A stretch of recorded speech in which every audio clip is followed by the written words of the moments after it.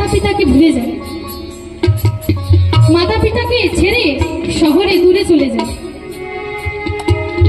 কিন্তু যখন তারা ভাবে যে একবার মাতা পিতার কাছ থেকে দেখা করে আসি, তখন এসে দেখে যে তারা নাই, তারা আর এই জগতে নাই। সেই পাপ কেউ মোছাতে পারে না। তাই লেখকে গান লিখেছে কি, সদা